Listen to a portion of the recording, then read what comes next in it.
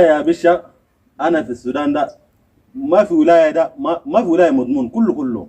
انا ده من هسه ده مشي لي يعني مسافر طوالي مارق ماشي يا والله يا اخوي والسودان زاد بقى مجحجها.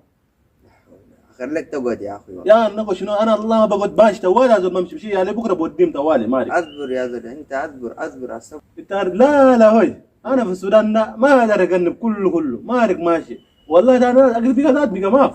انا مارق ماشي نصبر نبي نقول اصبر نبي نصبر قد الشمس بتخطف فينا هذا نبي نصبر زي هذا يا والله عارف يا بشا انا من خرطوم جيت مدني من مدني كيف جيت سنجا من سنجا مشيت كسر من كسر مشيت بر السودان تانا تجنب تانا بدانا مارق نخرج من السودان ده والله كلامك ده صح كلامك صح يا صبر يا اخي صبر شنو اللي تقول صبر يا معقوله يا صبرنا كثير والله اللي حصل علينا ده والله بالنية بس ربنا يصلح على البلاد بس والله امين انت عارف كيف؟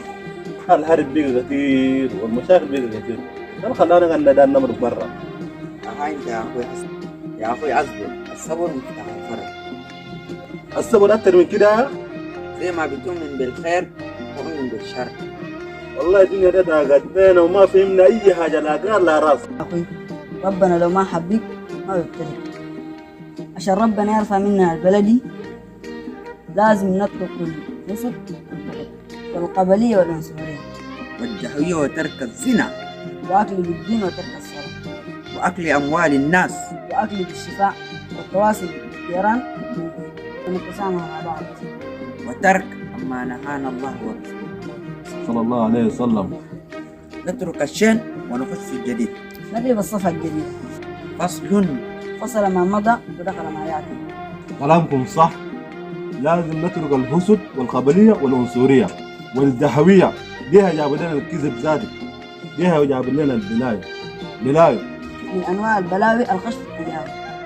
يا سلام يا سلام يا أخوي أصبر دي وطنك ودي بلدك وده بيتك وده أي حاجة يا أخوي. الصبر ما في زيه الصبر مفتاح الفرج. عشان كده قالوا عدو الله في الرخاء يعرفنا في الشدة. اي صح كلامك. الهب أقوى من أي سلاح على وجه الأرض. فلو أحببت وطنك تصبر عليه ولو كنت تأكل فيه الرمال.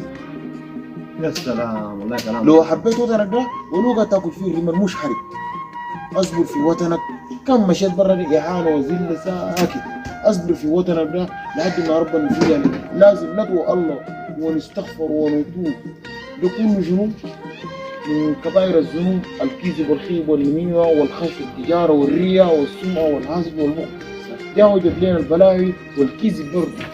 عشان كده لازم نتوب إلى الله ونرجع ونستغفر ونكون مع بعض ونترك اي دعويه وعنصريه وخبليه.